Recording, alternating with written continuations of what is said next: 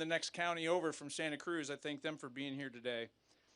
But we're here today to celebrate you, but we're also here to celebrate the accomplishments that you made, but it was because of the amazing vision of the President of the United States and his leadership. I want to thank the Secretary for traveling down here today as well, and I think you're understand how important that is in just a second. But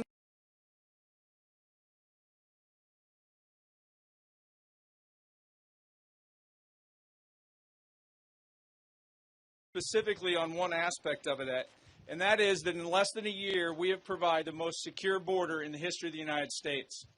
And let me caveat that for you. That's not a numbers issue.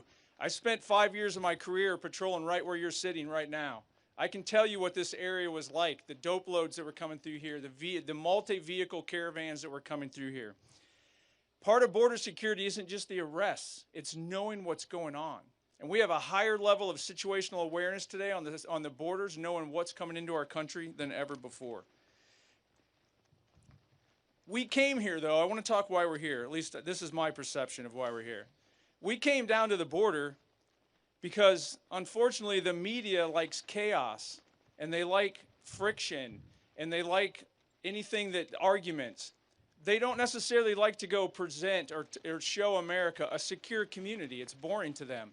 So coming here today, we're forcing the media to come right to the border and see the most secure border that this country has ever had, because it's important to America that this story doesn't stop at the border.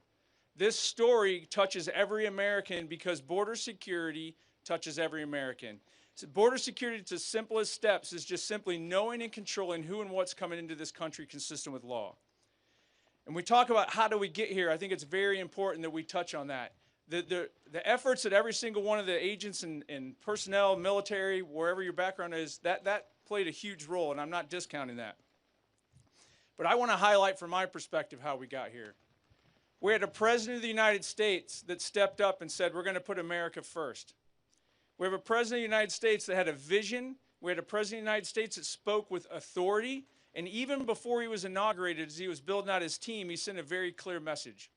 Border security is national security. It's going to be a priority going forward, and I don't care what the title behind your name is. If you work in the federal government, you're going to support it.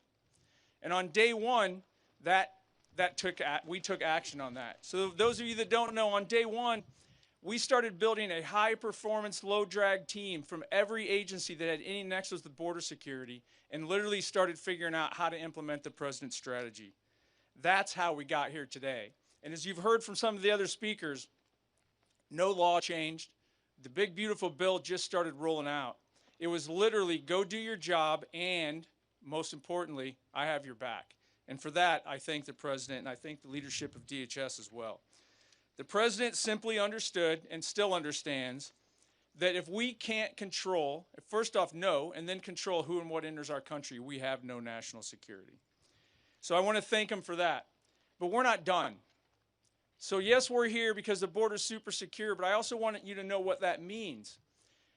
This border wall actually makes every single agent more effective. Every investment we in CBP make in infrastructure and technology across all of CBP lets the actual agent, the human being, do things that only the human being can do. Interview the people we catch.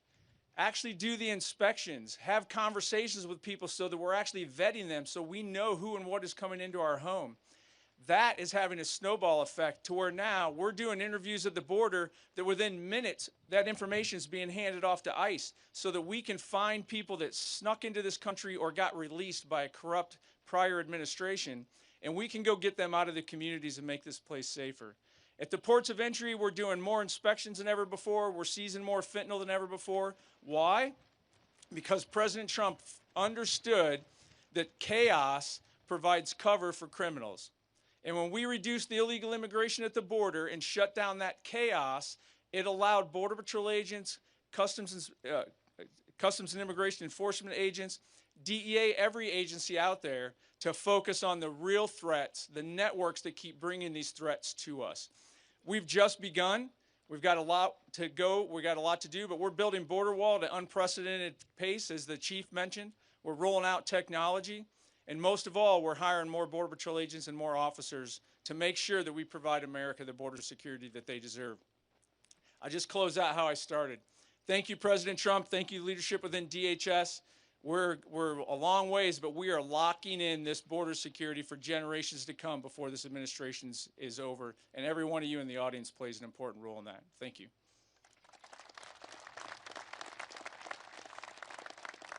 Please welcome the 8th Secretary of United States Department of Homeland Security, the Honorable Kristi Noem.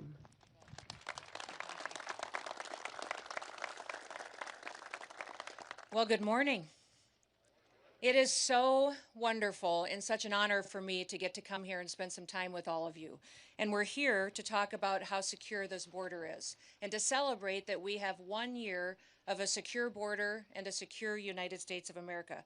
I want to say thank you to the gentlemen who all spoke before me and thank them for their leadership. To Paul and Rodney and Todd and Chief, just thank them for all that they've done to lead the men and women of the Department of Homeland Security in carrying out the mission that President Trump committed to fulfill for the people that live in our great country. I also want to thank Tom Homan for being the border czar. He was busy up in Minneapolis today and wasn't able to be here, but we thank him for his leadership as well. But most of all, we thank President Trump for the guts and the love of this country to do the right thing, to make sure that when he talked to the American people, he talked about the fact that what we had going on here in this country under the Biden administration was the greatest humanitarian crisis that we had ever seen in our history, and that it needed to be fixed. And the way that you fix it is you just enforce the law, that you go out there and say the laws need to be enforced and they need to be applied equally to every single person. And that Americans come first because they're the people who have built this country, and that they're the ones who are here working jobs and putting their kids through school and doing the right thing to make sure that our freedom and our liberties are secured. So I want to thank him for his leadership, for the fact that he told the American people what we needed. He said we needed a wall, and we have a wall, a big, beautiful wall that President Trump also wanted painted black so that it would endure for a long period of time, that it would look like the strength and stamina that the American people have, and that it would be something that would continue to protect us for generations to come. But I also wanted to come here today and thank all of you. I'm looking out in this group of individuals and I see a group of patriots, people who stepped up during difficult times and led us through challenges, but also are still here today making sure that we continue down the path of what we committed to the American people. I want to thank all the individuals I see from CBP, from ICE, the Coast Guard. I see our law enforcement partners, the Department of War, National Guard, all of our local sheriffs and law enforcement that have partnered with us, and then those individuals who kept the faith, that came alongside of us and encouraged our law enforcement, and stood beside them and supported them and their families. We know that no one can do their job with excellence unless their family's okay and they're taken care of and that things are right at home. And so those individuals in this community that supported our law enforcement through those times are incredibly important, and we're grateful for them. The high degree of talent and experience that we have here today is a testament to not just President Trump's commitment, but also to the people that have secured the border and have also worked every single day to make sure that America is safe again. In President Trump's first year back in office, we've delivered the most secure border in American history. And we did it with the immediate aftermath we were facing from that humanitarian crisis that was created from Joe Biden's open border policies. It is so quiet here now today that sometimes we even forget how bad it was just a little over a year ago. And the importance of the accomplishment that has happened over this last year cannot be forgotten. Hardworking Americans all along this southern border were devastated. They were trying to do their jobs, educate their kids, and protect the future when they were handed this humanitarian crisis and saw the horrors of what was happening when millions of people were crossing our border unvetted, when they were trespassing onto private property. We had crimes being committed. We saw women and children being trafficked, people dying, and crimes continued to be perpetuated as people were allowed to come into the country unvetted and unstopped. You know, yesterday I was in Eagle Pass, Texas, and I had the chance to tour the border, not just with our Border Patrol agents, but also with the Texas National Guard and the Texas Department of Public Safety. And we looked at some of the areas that were the hardest hit during the Biden border policies. In September of 2023, Eagle Pass saw an unprecedented crisis face them. In fact, they had to declare a state of emergency due to the rush of illegal aliens that were coming into their town and through their community to get into the United States. On one day, they saw over 10,000 people come through that area to get into the United States unvetted and illegally. In just a couple of days, it doubled the population of their town.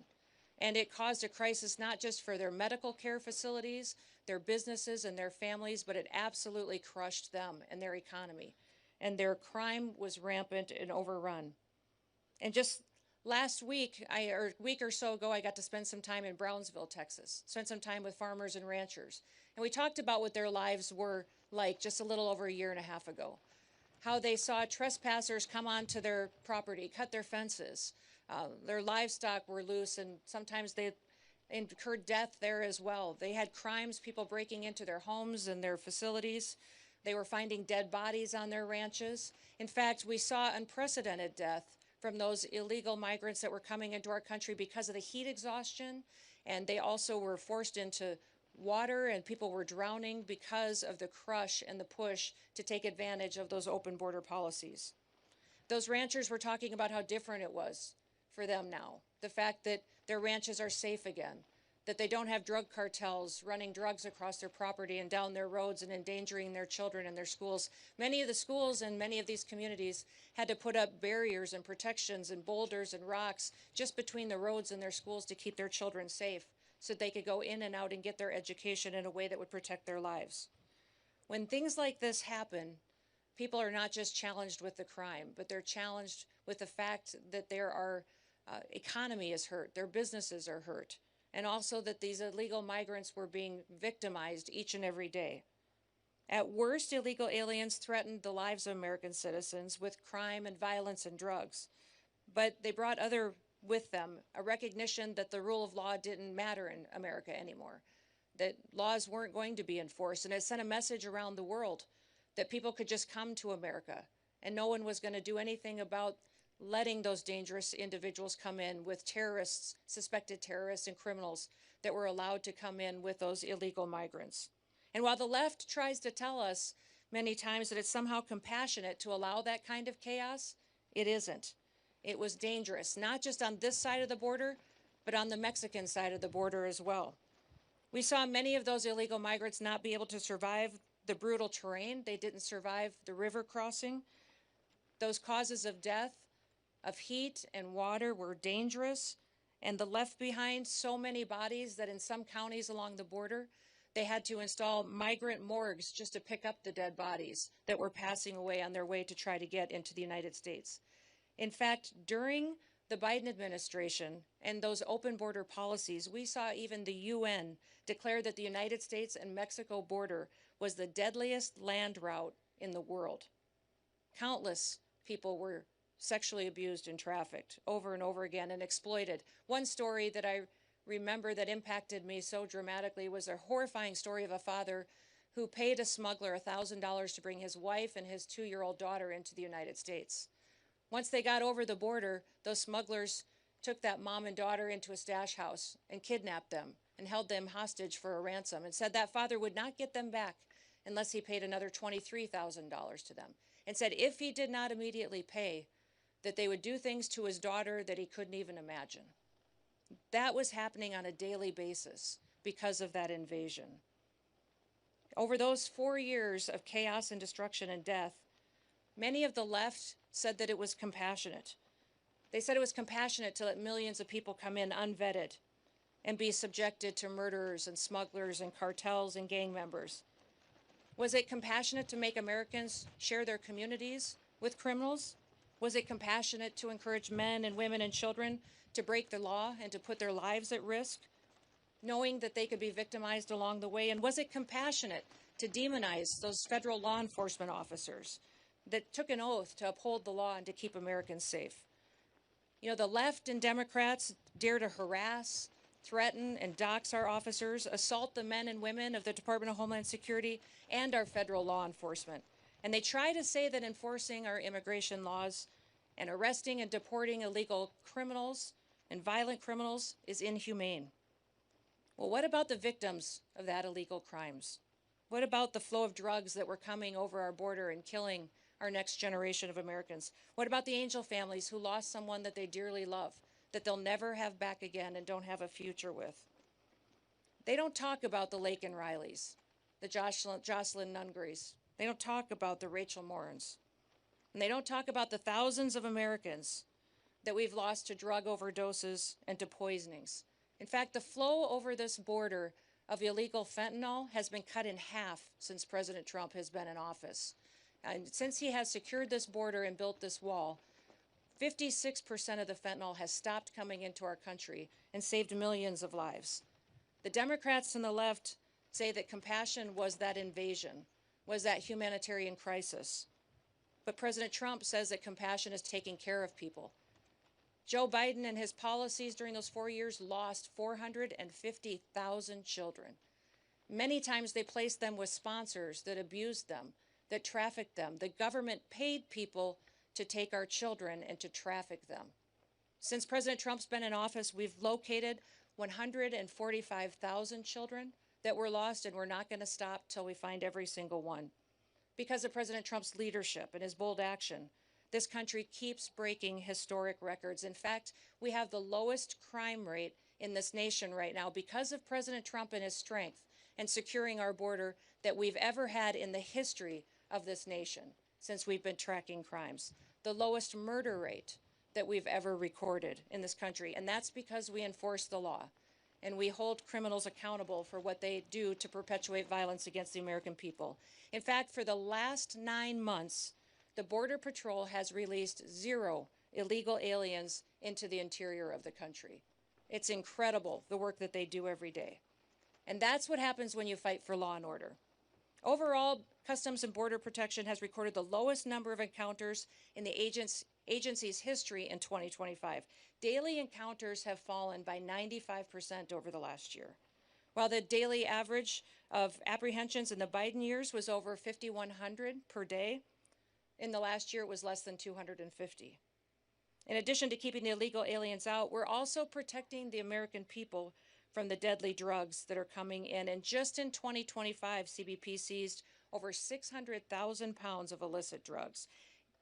The death rate and the fentanyl deaths in this country have dropped in 1 year under President Trump. Because he secured the border, fentanyl deaths have gone down 30%. We can't wait to continue to keep working to save more American lives. We have to continue to keep ramping up our efforts and do all that we can to protect our children. And we're thankful for President Trump's vision to invest in technology, invest in people, and invest in the resources that we need to do our jobs. He did it in 1 year. You think about what this country has gone through over the previous 4 years and what a turnaround that we've seen because we have a president in the White House that puts the American people first. It's incredible. President Trump believed that we still have a country, and he believed that it was a country worth fighting for. Now we're hard at work to make sure it stays that way. And when the American people put President Trump in the White House, they said enough is enough. They chose him, they chose law and order, they voted to build the wall, they voted to send President Trump back to the White House. And it reminds me of John Adams. He said back in history, when they were building this country and founding this country, he said the very definition of a republic is a government of laws, not of men. We are a government of laws. We are a republic. And for 4 long years before President Trump, we saw what it was like when people put men above our laws. We saw how people were victimized and hurt and abused. And Americans didn't want to live like that anymore. The beauty of our republic is that our people have the freedom to choose. And when they elected President Trump, they chose differently. They chose someone who recognized that a country with no border is no country at all. A country that doesn't enforce its laws is a lawless country. We had never experienced the kind of chaos before in recent history that we saw during the Biden administration. And the American people rejected it. They rejected it and its lawlessness and chose to return to law and order. And with President Trump and all of you great law enforcement officers in front of me and those across the country that do their work every day, We've got a promise of a bright future and a promise of an amazing country for years to come. You have stood up and stood on the line to make sure that we have freedom and liberty for our children and our grandchildren for years to come. Thank you for the work that you do. I pray every day that God will continue to bless you, bless the work that you set your hands to and your families. They'll continue to bless this great country so that we would know that we are all Americans and we're all here. The rest of the world follows America because we are the ones that provide the hope and the future for what the entire world should be. So may God bless you, and thank you so much for being the great Americans that you are. Thank you.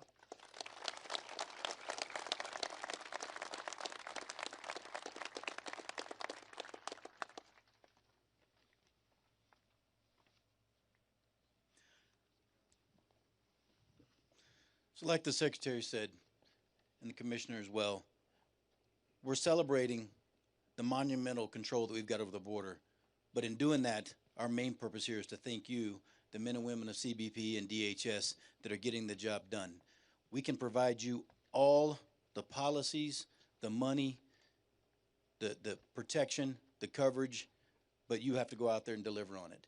And so I know that most of us say we don't need a thank you, we don't need an award, but it brings me great pleasure to be able to give an award. It gives me extreme pleasure to be able to do it in a sector that played such a huge part in my career and my development as a leader. And so with that, if I can have Agent Jack Gamblin step up.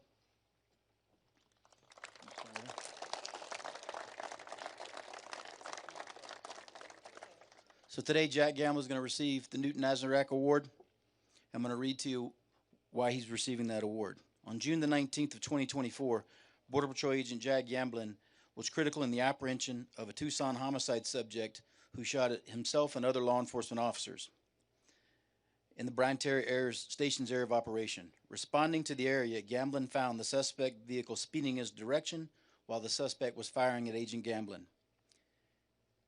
Despite no cover and little to no concealment and at great risk to his personal safety, Agent Gamblin retrieved his service rifle, squared himself off to the threat, and returned fire, neutralizing the threat. BPA Gamblin's exceptional courage and action went above and beyond the call of duty, reflecting the highest credit upon himself and the United States Border Patrol.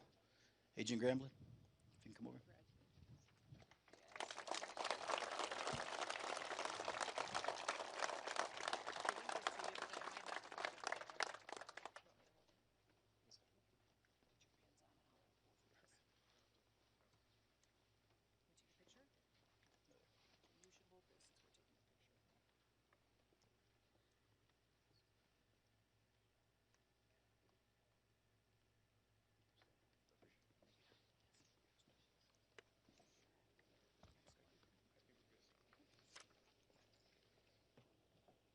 Agent Fleming.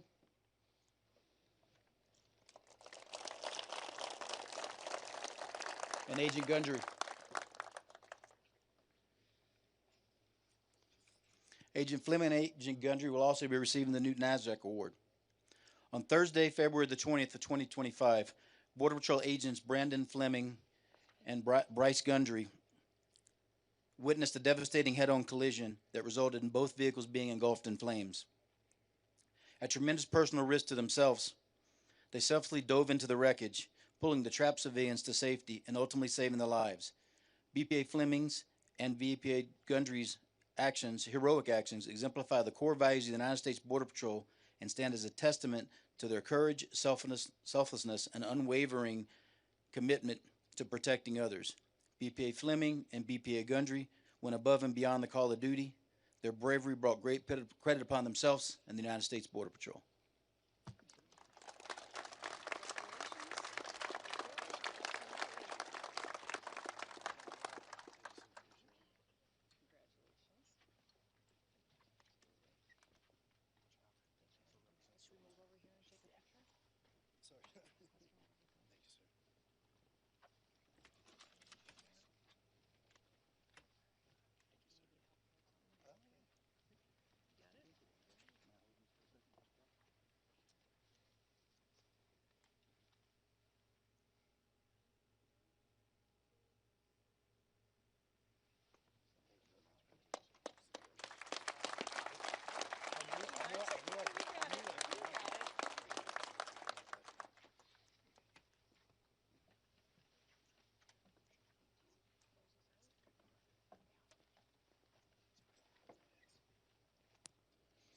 All right, that's going to conclude the ceremony for today.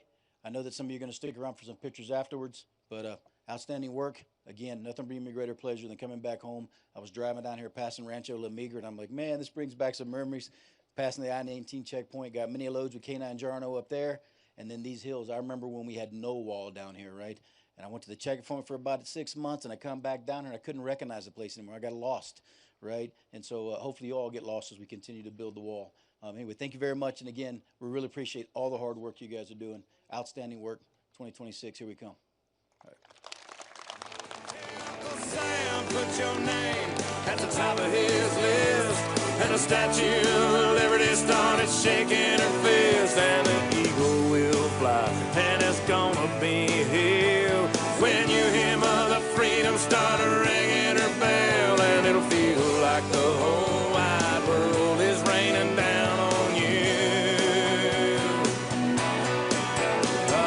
Brought to you courtesy of the red, white, and blue.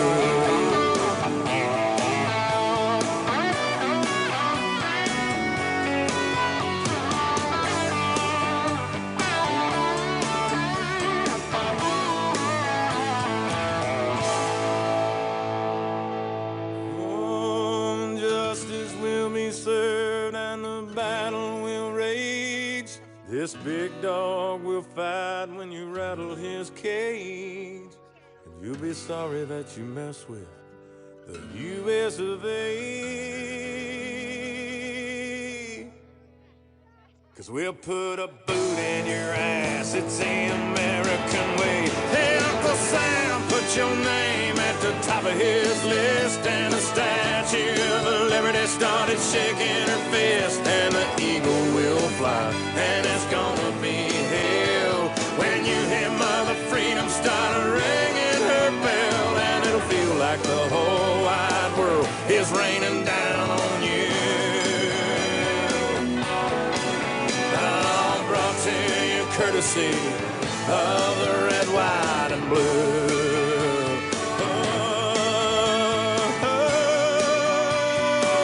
Of the red, white, and blue.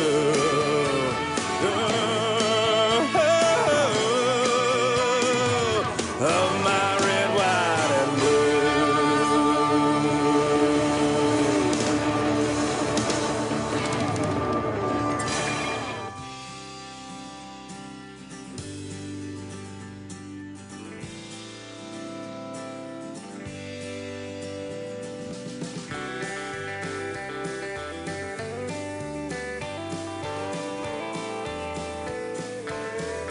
Hear that whistle winding hollow, waking you up in the night. All the way from California, Casanova has arrived. Headlined on the morning paper, you read it by the road.